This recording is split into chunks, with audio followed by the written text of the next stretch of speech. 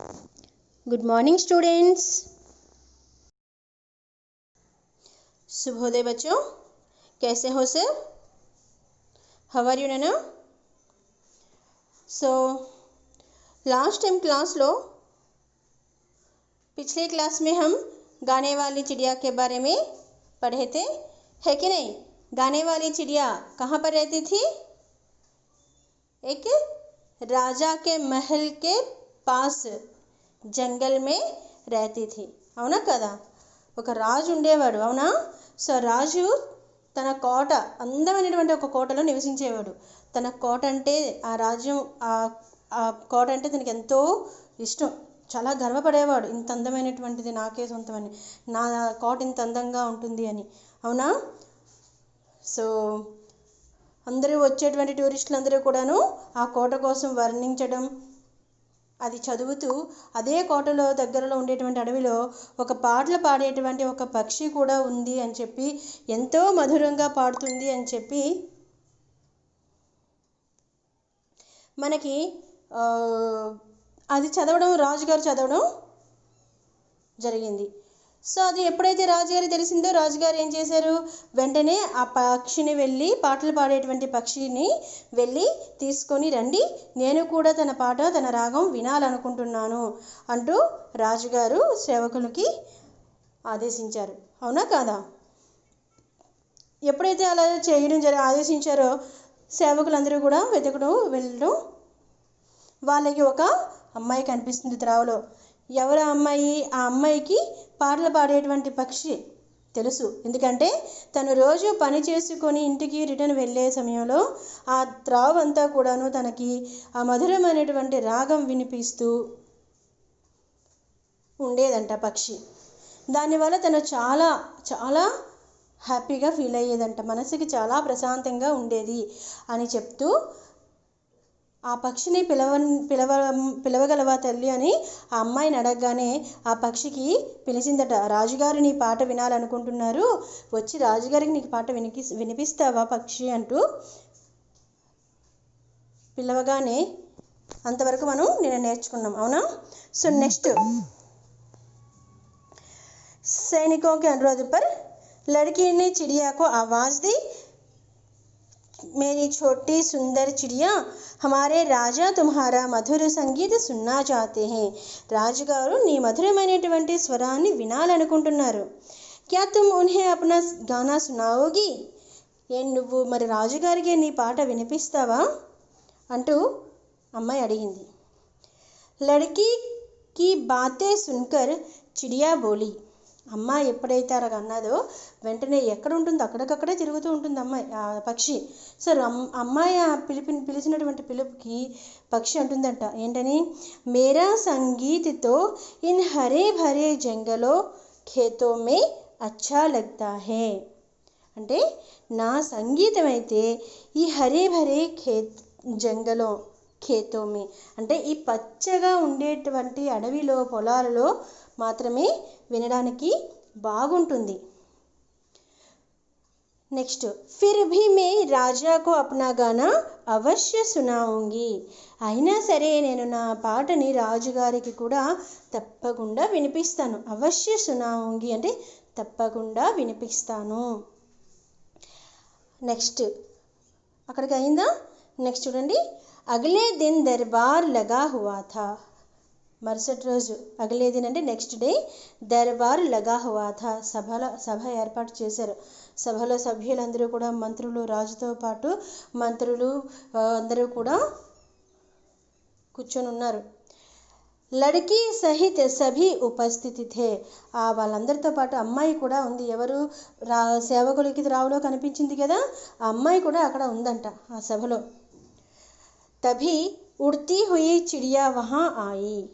అప్పుడే ఆ సభలోకి ఎగురుకుంటూ ఆ పక్షి వచ్చిందట. ఏ పక్షి? పాటలు పాడేటువంటి ఆ పక్షి వచ్చిందంట అక్కడికి, రాజుగారి సభలోకి. और अपनी मधुर आवाज़ में गाने लगी. సో రుచి తన మధురమైనటువంటి రాగాన్ని వినిపిస్తూ పాట పాడిందంట. उसका गाना सुनकर सभी ముగ్ధ हो गए అంటే మైమర్చిపోయారంట. అంటే తన పాటను వింటూ ఆ సభలో ఉండేటువంటి సభ్యులందరూ కూడా మైమర్చిపోయారంట ఆ రాగాన్ని వింటూ, ఆ మధురమైనటువంటి ఆ గానాన్ని వింటూ. రాజా కి ఆంఖోं में तो खुशी के आंसू आ गए.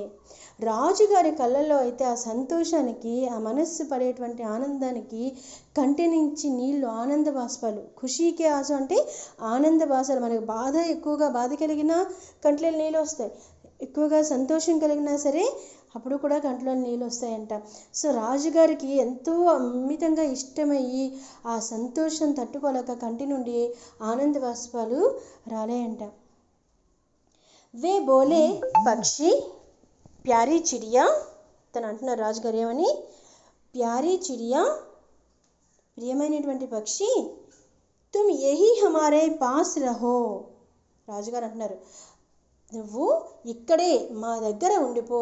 తుమ్ యహీ అంటే నువ్వు ఇక్కడే, హమారే పాస్ రహో మా దగ్గర ఉండిపో అనగానే, జో తుమ్ మాంగోగి వహ తుమ్హే మిలేగా. అంతేకాకుండా ఇంకా ఏమంటున్నారంటే రాజుగారు, జో తుమ్ మాంగోగి, ఏది నువ్వు కోరుకుంటే, ఏది నువ్వు అడిగితే, వహ తుమ్హే మిలేగా, అది నీకు దొరుకుతుంది అని రాజుగారు అన్నారట. చిడియా బోలి, అప్పుడు పక్షి అంటుంది, చిడియా బోలి అంటే పక్షి అంటుంది ఏంటని, మహారాజ్ సంబోధిస్తుంది, మహారాజా మే ఆప్కే పాస్ రహూంగి, సో నేను మీ దగ్గర ఉంటాను అని సమాధానం ఇచ్చిందట. मैंने आपकी आँखों में खुशी के आंसू जो देखे हैं. ఎందుకట అలాగనింది, నేను ఆప్కి ఆంఖో మే అంటే మీ యొక్క కళ్ళల్లో ఖుషీకే ఆంసూ జో దేఖే హే, ఆనంద బాష్పాలు చూశాను కదా, అంటే సంతోషంతో కంట్లెళ్ళి నీళ్ళు వచ్చాయి కదా రాజుగారికి. సో అందుకే ఆనంద బాష్పాలు చూశాను కదా, అంటే నా పాట వల్ల మీరు అంతగా సంతోషపడడం నేను చూశాను. సో తప్పకుండా నేను ఇక్కడ ఉంటాను మీకోసం అంటూ పక్షి చెప్పిందంట. చిడియా కే లియే సోనే కా పింజరా బన్వాయా గయా. రాజుగారు కదా, చాలా అందంగా మధురంగా పాడినటువంటి పక్షి ఎంతో ఇష్టమైపోయింది రాజుగారికి. సో వెంటనే రాజుగారు ఏమన్నారంట, ఆ పక్షి కోసం పింజరా అంటే ఏంటి, పంజరం. చిలకలు పక్షులు బంధించి ఉంచడానికి పంజరం ఉంటుంది చూసారా, ఆ పంజరాన్ని దేంతో చేయించారంట, బంగారంతో చేయించారంట. రాజుగారు కదా, ఇనప ఏమైనా వాడతారా ఏంటి, అస్సలు వాడరు. అది తనకు నచ్చినటువంటి పక్షి కోసం. సో బంగారంతో చేసినటువంటి ఒక పంజరాన్ని సిద్ధంగా ఉంచారు. జిస్ కిసి చీజ్కి వహ ఇచ్చా కర్తీ, కిసి అంటే ఏ ఒక్క వస్తువు అయినా సరే తను కావాలనుకుంటే, ఇచ్చా కర్తీ అంటే తను కోరుకుంటే, ఎవరు, పాటలు పాడేటువంటి పక్షి. రాజా ఉసే పూరా కర్తా, రాజుగారు వెంటనే తెచ్చిచ్చేవాళ్ళు తన కోసం, ఆ పక్షి కోసం తన కోరికలన్నీ కూడా తెచ్చేవాళ్ళంట. తనకి ఏది కావాలంటే అది తెచ్చి పెడుతూ ఆ పంజరంలో, బంగారం పంజరంలో పెట్టేవాళ్ళంట. సారే राज्य में उस चिड़िया के संगीत की धूम मच गई. సారే రాజ్యం అంటే రాజ్యం అంతా కూడా ఉస్ చిడియాకే సంగీత్కి ధూమ్ మచ్ గయ్, ఆ పాటలు పాడేటువంటి పక్షి యొక్క సంగీతం వల్ల అందరూ కూడాను, ధూమ్ మచ్ జానా అంటే ఏంటి, అందరూ చాలా సంతోషంగా ఉండేవాళ్ళంట. అంటే ఎక్కడ చూసినా ఆ రాజ్యం మొత్తం తన పాటే వినిపిస్తూ ఉండేదంట. నెక్స్ట్, ఏక్ దిన్ చిడియాకో ఖేతో మే మెహనత్. ఇలా కొద్ది రోజులు గడుస్తూ ఉంది. ఎప్పుడు రాజుగారికి ఆ సభలో అందరికీ తన రాగాన వినిపించడం, అందరూ సంతోషంగా ఉండడం, తను కూడా రాజుగారు ఇచ్చినటువంటి ఆతిథ్యం అంతా స్వీకరిస్తూ చక్కగా హ్యాపీగా గడుస్తుంది. కొద్ది రోజుల తర్వాత, ఏక్ దిన్ ఒకరోజు, चिड़िया को खेतों में मेहनत करने वाले किसानों की याद आई. ఒకరోజు పక్షికి ఖేతో మే మెహనత్ కర్నే వాలే, పొలాలలో ఫార్మర్స్, హార్డ్ వర్క్ చేసేటువంటి ఫార్మర్స్, శ్రమించేటువంటి వాళ్ళందరూ కూడాను యాద్ అయ్యి, అందరూ గుర్తొచ్చారంట ఒకరోజు సడన్గా. ఉన్ సబ్సే మిల్లే వహ ఖేతో కి और నికల్ పడి. సో వాళ్ళందరినీ కూడా కలవటానికి పక్షి అక్కడికి వెళ్ళిందంట. ఎక్కడికి, పొలాల వైపు వెళ్ళిందంట. जब राजा को चिड़िया दिखाई नहीं दी, రాజుగారు ఇంకా పక్షి పట్ల బాగా అలవాటు పడిపోయారు. ప్రతిసారి తన రాగం వినిపించుకోవడం, తన దగ్గరే ఉండడం, ఎప్పటికప్పుడు చూస్తూ ఉండేవాళ్ళు. సో ఎప్పుడైతే తన పక్షి ఆ అడవికి వెళ్ళిందో, ఎవరి కోసం, రైతుల కోసం, వాళ్ళందరినీ ఒకసారి చూడాలి అనేటువంటి తన మనసుకి తన కోరిక కలగడం వల్ల ఎప్పుడైతే వెళ్ళిందో, వెంటనే తర్వాత కొద్ది సమయానికి రాజుగారికి కనిపించలేదు పక్షి. అప్పుడు ఏమన్నారు? जब राजा को चिड़िया दिखाई नहीं दी, ఎప్పుడైతే రాజుగారికి ఆ పక్షి కనిపించలేదో, तो वह दुखी हुआ, బాధపడ్డారంట. ఏంటి ఇది, పక్షి ఇంకా రాలేదు, కనిపించట్లేదు అంటూ బాధపడ్డారంట. और अस्वस्थ हो गया, అలా కొద్ది రోజులు అయిన తర్వాత ఆరోగ్యం కూడా పాడైపోయిందంట. హెల్త్ ప్రాబ్లం కూడా ఆయనకు, మానసికంగా ఆయన చాలా వీక్ అయిపోయారనమాట. సో అనారోగ్యం పాలయ్యారు. सारी प्रजा राजा की अस्वस्थता के बारे में चिंतित थी. सारी ప్రజ అంటే ఆ రాజ్యంలో ఉండేటువంటి ప్రజలందరూ కూడా రాజాకి అస్వస్థతకే బారే మే చింతితి, రాజుగారు అనారోగ్యం ఉండడం వల్ల పెద్దవాళ్ళు అనారోగ్యం పాలయ్యారంటే ఎవరికైనా బాధ అనిపిస్తుందా లేదా? మన నాయకుడు ఎవరైనా సరే ఆరోగ్యంగా సంతోషంగా ఉండాలి, హ్యాపీగా హెల్తీగా ఉండాలి అని ప్రతి ఒక్కరు కోరుకుంటారు, అవునా కదా? సో రాజుగారు ఎప్పుడైతే అనారోగ్య పాలయ్యారో, ఆయనకి హెల్త్ ప్రాబ్లం వచ్చేసిందో, సో అందరూ కూడా చాలా బాధపడుతూ ఆయన ఏమైపోతారో అనేటువంటి ఒక ఆలోచనతో ఎప్పుడు కూడాను ఉండేవాళ్ళంట. నెక్స్ట్, సభీ సోచనే లగే కి రాజా కో कैसे बचा ले. వారికి ఏమీ అర్థం కావడం లేదు. అసలు రాజుగారు ప్రాబ్లం ఏంటి, అక్కడ ఆరోగ్యం అంటే ఆరోగ్యం ఏంటి, హెల్త్ పరంగా ఏమైనా ప్రాబ్లమా అంటే మానసిక ఇబ్బంది అది. సో ఎలా అయినా బాగవుతారు, ఎలా మళ్ళీ ఆరోగ్యం బాగుపడుతుంది, ఏం చెయ్యాలి అని ఎవరికి కూడా అసలు ఏమీ అంత చిక్కడం లేదు. మరి ఏం చేసేది చూద్దాం. एक दिन రాజా నే కమ్జోర్ ఆవాజ్ మే కహా, ఇలా రాజుగారు ఏమీ తినడం లేదు, ఏమీ లేదు, అలాగా నీరసం అయిపోయారు, చాలా వీక్ అయిపోయారు. ఒకరోజు ఇలాగ అంటున్నారంట, ఏంటని? కమ్జోర్ ఆవాజ్ మే, చాలా నీరసంగా, చాలా వీక్గా ఆ స్వరంతో అంటున్నారంట. ఆ నీరసమైనటువంటి మనిషి ఆ మాట అంటున్నారట, ఏంటని? సంగీత్ సంగీత్ అంటే సంగీతం, సంగీతం అంటే పాట వినాలి అని చిన్న మాట వినిపించిందట నోటి నుంచి. చిడియా కా గానా సునాओ అని అంటారట, పక్షి పాట వినిపించండి. తను పాడుతుండేది, చాలా సంతోషంగా ఉండేవాళ్ళు కదా, పక్షి పాట వినిపించండి అంటూ ఆయన నెమ్మదిగా అన్నారంట. సభీ దర్బారీ సోచనే లగే కి చిడియా కో कैसे बुलाए. సభీ దర్బారీ అంటే ఆ సభలో ఉండేటువంటి సభ్యులందరూ కూడాను ఆలోచనలో పడిపోయారంట. ఏంటని? చిడియాకో कैसे बुलाए, ఆ పక్షికి ఎలా పిలవాలి, ఎలా తీసుకొని రావాలి, అది ఎక్కడుందో తెలియదుగా, మరి ఏం చేస్తాము, రాజుగారిని ఎలా కాపాడుకోవాలి అని. తభీ ఉన్హే మధుర సంగీత సునాయి దియా, అప్పుడే రాజుగారికి ఆ సభలో ఆ రాజ్యంలో ఉండేటువంటి సభ్యులకి మధుర సంగీత సునాయి దియా. సో సభీ దర్బారీ సోచనే లగే చిడియా కో कैसे बुलाए, ఎప్పుడైతే ఆలోచించారో ఎలా పిలవాలి అని, తభీ ఉసే మధుర సంగీత సునాయి దియా, వెంటనే తనకి వాళ్ళందరికీ కూడా రాగం వినబడడం వల్ల ఏమైంది, అందరూ చూడడం మొదలుపెట్టి ఇటు అటుని ఎక్కడ ఉందా అనేసి. చిడియా అప్ని మధుర ఆవాజ్ మే గా రహీ థీ, తన మధురమైనటువంటి రాగాన్ని వినిపిస్తూ ఉందట అందరికీను. యహా దేఖ్తే హీ సబ్కి జాన్ మే జాన్ ఆ గయి, సో అది చూడగానే, ఆ పాట వినగానే సబ్కి జాన్ మే జాన్ అన్న, ప్రాణం లేదా ప్రాణం అంటే అది ఒక ముహవరం అన్నమాట. జాన్ మే జాన్ అంటే ప్రాణం లేచి రావడం, అమ్మయ్యా అంటే ఎంతో సంతోషం కలిగింది వాళ్ళకి, ప్రాణం లేచి వచ్చింది, అమ్మయ్య పక్షి వచ్చింది, ఇప్పుడు రాజుగారి ఆరోగ్యం కుదుట పడుతుంది అని ఒక నమ్మకం వచ్చింది వాళ్ళకి. నెక్స్ట్, किसानों के द्वारा चिड़िया ने राजा की अस्वस्थता के बारे में सुन लिया था. రాజుగారు, అంత గొప్ప రాజుగారు, ఆయనకి ఏమైనా అయ్యిందంటే ప్రజలందరికీ కూడా ఆ మెసేజ్ అనేటువంటిది ఎలాగో తెలుస్తుంది కదా, అవునా కాదా? సో ఇలాగ బాగోలేదు అనేటువంటి మాట తిని ఎక్కడ ఉంటుంది పక్షి ఎక్కువగా, ఎవరైతే పొలం పని చేస్తూ ఉండేటువంటి వాళ్ళు, హార్డ్ వర్క్ చేసేటువంటి వర్కర్స్ అక్కడికక్కడే తిరుగుతూ ఉంటుందట. అందరికీ తన రాగాన్ని వినిపిస్తూ అందరినీ ఆనందంగా ఉంచుతుందంట. సో తిను ఎక్కడికి వెళ్ళింది అప్పుడు? ఎవరు గుర్తొచ్చారు తనకి?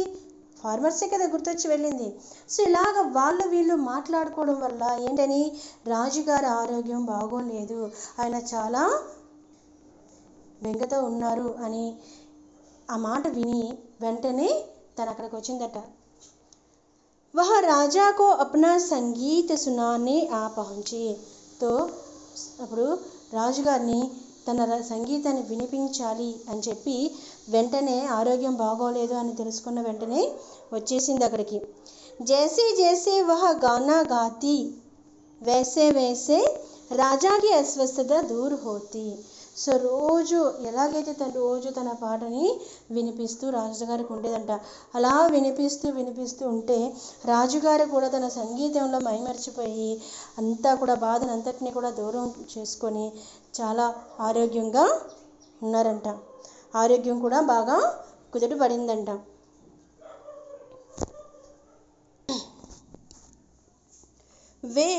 వైసే వైసే రాజాకి అస్వస్థత దూర్ హోతి.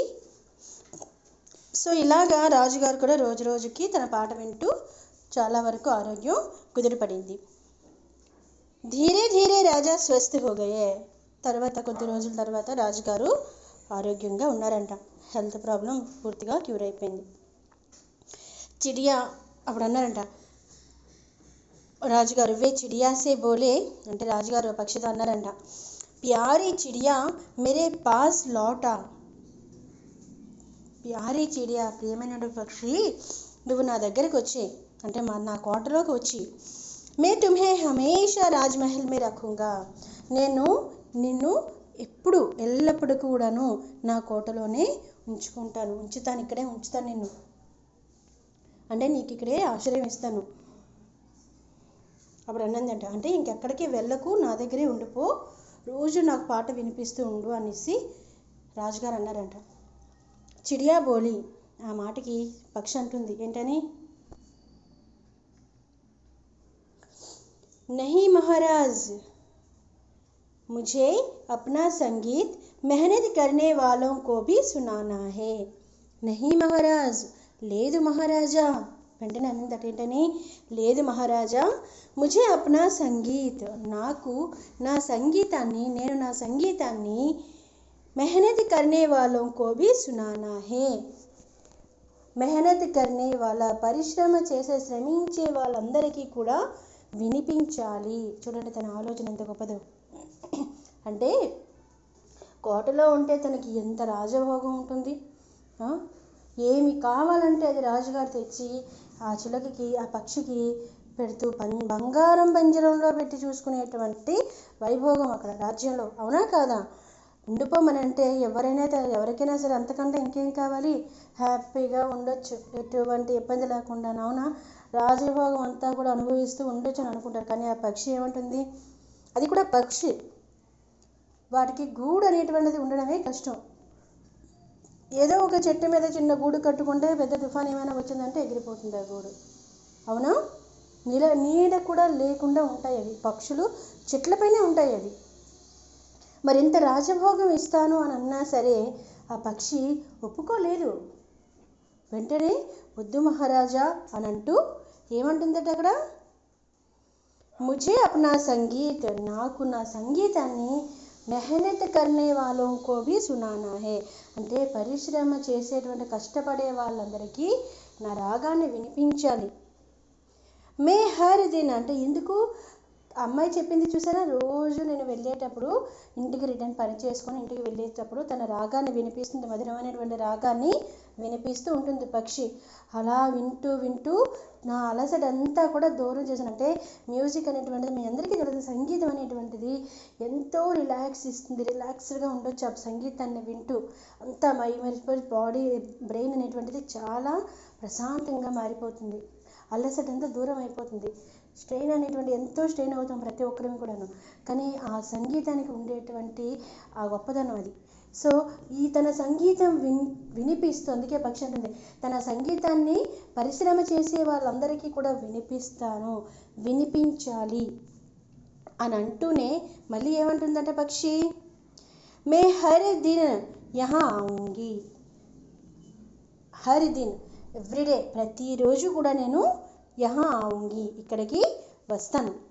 ఆప్కో భీ అప్నా సంగీత్ సునాऊंगी, మీకు కూడా నా సంగీతాన్ని వినిపిస్తాను. అంటే రాజ్యంలో ఉండిపోను, కానీ తను చెప్పేటువంటిది ఏంటి, తన రాజుగారు ఇక్కడే ఉండిపోమని అంటే తను ఏమంటుంది, ఇక్కడైతే నేను ఉండను, నాకు శ్రమించే వాళ్ళందరికీ కూడా నా సంగీతాన్ని వినిపించాలి, ఓకే, వాళ్ళని ఆనందపరచాలి, అలాగే ఇక్కడికి కూడా వస్తాను, రాజ్యానికి కూడా వచ్చి మీకు కూడా నా సంగీతాన్ని వినిపిస్తాను అంటూ అనిందంట.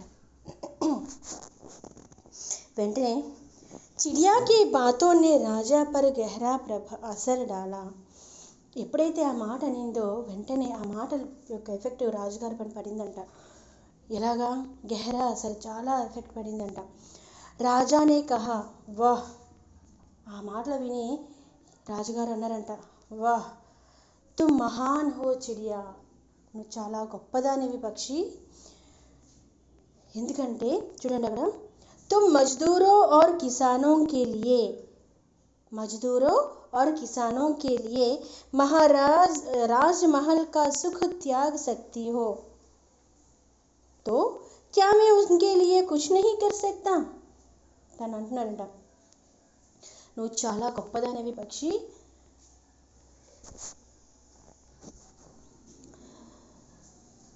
మజ్దూరోं और किसानों के लिए, फार्मर्స్ కోసం, వర్కర్స్ కోసం, तुम రాజ్మహల్ కా సుఖ్ త్యాగ శక్తి హో, నువ్వు రాజకోటలో ఉండేటువంటి సుఖాన్నంతటినీ కూడా త్యాగం చేస్తాను అంటున్నావు, అంతే కదా, ఇందాక చెప్పుకున్నాం, చక్కగా చాలా హ్యాపీగా రాజకోటలో ఉండవలసింది కాదు అని చెప్పి, ఎందుకు కాదన్నది, వాళ్ళందరికీ తన రాగాన్ని వినిపించాలనుకుంటే, అంతే వాళ్ళకి తను చేయగలిగింది ఏంటి అని అంటే వాళ్ళ అలసటని దూరం చేయడం, ఇందులో వాళ్ళు ఏ విషయంలో వాళ్ళు సంతోషంగా ఉంటారో తన వంతు సహాయంగా తను ఆ రాగాన్ని వినిపించడం.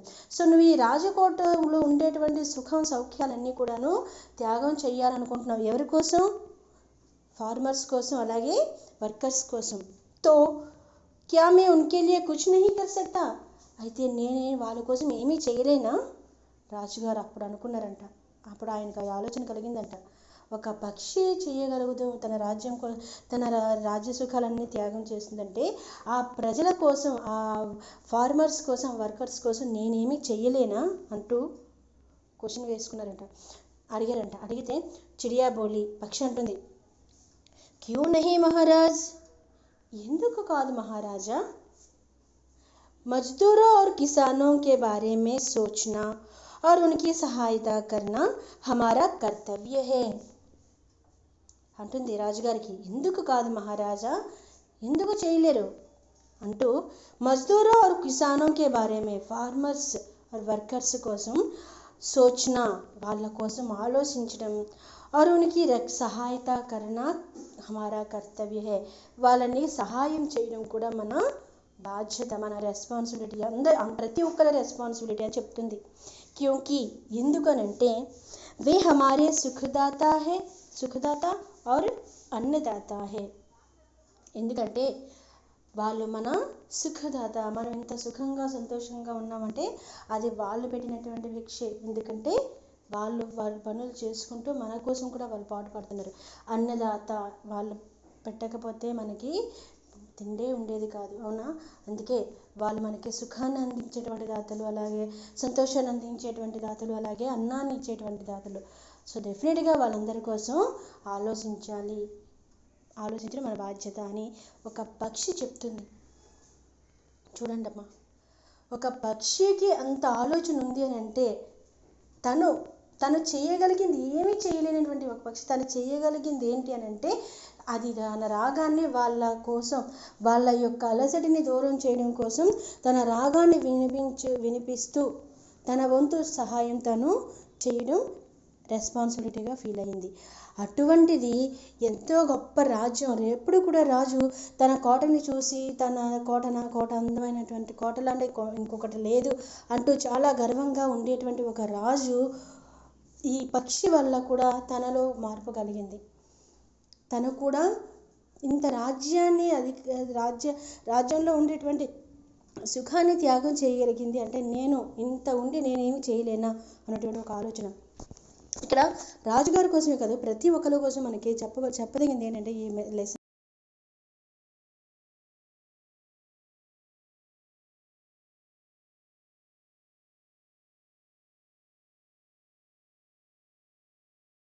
సో అందరి కోసం కూడా మనకి ఇచ్చేటటువంటి మెసేజ్ ఏంటంటే, అటువంటి వాళ్ళు ఎవరి వల్ల అయితే అన్నం లేకపోతే మనం ఉండలేము, అటువంటి అన్నాన్ని పండించేటువంటి రైతులని కాపాడుకోవాలి. ఎందుకంటే అది లేకపోతే మనం ఉండలేము.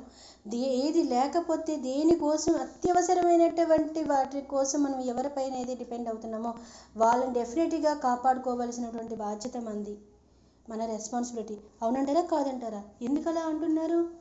ఫార్మర్స్ పెట్టుబడి పెట్టి పంట చేతికి వచ్చేంత వరకు కూడా ప్రాణాలు గుప్పెట్లో పెట్టుకొని బ్రతుకుతూ ఉంటారు. ఆదాయం ఆ పంట చేతికి వస్తేనే, పెట్టిన తర్వాత వర్షాలు సరిగ్గా పడుతాయా, వర్షాలు పూర్తిగా పడకపోయినా పంట అనేటువంటిది ఎండిపోతుంది. నీళ్ళు లేక వర్షం అతిగా వచ్చినా సరే పంట అనేటువంటిది పోతుంది. ఏది చూడు, అతివృష్టి అనావృష్టి ఏదైనా సరే నష్టపోయేటువంటి వాళ్ళు రైతులే. పంట వేసిన కానుంచి చేతికి వచ్చేంత వరకు కూడా ఆ పంట, చేతికి వచ్చిన పంట కూడా మళ్ళీ సేల్ అవ్వాలి, గవర్నమెంట్ తీసుకోవాలి. మొన్న రీసెంట్గా మనం చూసారా, లాక్డౌన్ కారణంగాను ఎంతోమంది రైతులు వాళ్ళ పంట పండించి చేతికి వచ్చిన పంటని అలాగా కుళ్ళిపోతూ బయట పడేసేటువంటి పరిస్థితి వచ్చింది. ఎందుకంటే రవాణా ఏమీ లేకుండా ట్రాన్స్పోర్ట్ ప్రాబ్లం అవ్వడం వల్ల, ఎవరికి అది పంపించే అవకాశం లేకపోవడం వల్ల ఏం జరిగింది, ఎంతో రిక్వెస్ట్ చేసుకున్నారు. పంట చేతికి వచ్చిన తర్వాత కూడా అది ప్రజల వరకు వెళ్తేనే వాళ్ళకి ఆదాయం వస్తుంది, లేదు అని అంటే వాళ్ళు పూర్తిగా నష్టపోతారు. అటువంటి నష్టపోయేటువంటి వాళ్ళు ఇంకా ఈ జీవితం వద్దు, వచ్చేది ఇంతెంత అరకొర ఆదాయం, అది కూడా అప్పులు చేసి ఇవి చేసి అవి చేసి పెట్టడం వల్ల అందులో కూడా నష్టం వస్తే ఇంకా ఇదే జీవితం అయిపోతుంది అన్న ఒక ఆలోచనతో ఆత్మహత్యలు చేసుకునే ప్రయత్నం చేస్తున్నారు, సూసైడ్ చేసుకుంటున్నారు. ఎంతోమంది రైతులు అలా చేసుకుంటున్నారు. అందుకే అటువంటి వాళ్ళని గవర్నమెంట్ ఇప్పుడు కూడా సపోర్ట్ చేస్తుంది. వాళ్ళకి తక్కువ వడ్డీకి రుణాలు ఇవ్వడం కానివ్వండి, ఇప్పుడు కరెంటు ఫ్రీ అని చెప్పి ఇలా ఎంతో కొంత గవర్నమెంట్ అయితే వాళ్ళ కోసం సపోర్ట్ చేస్తుంది.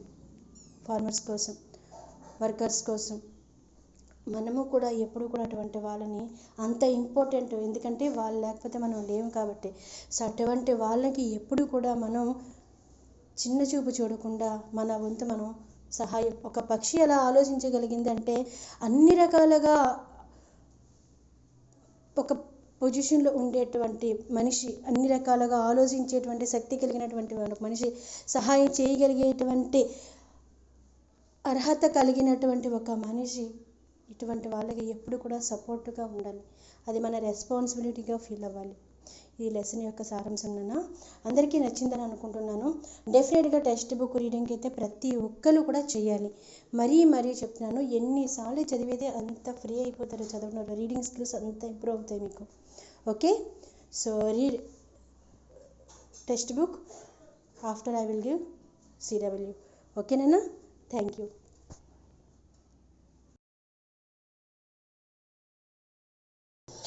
Thank you for watching.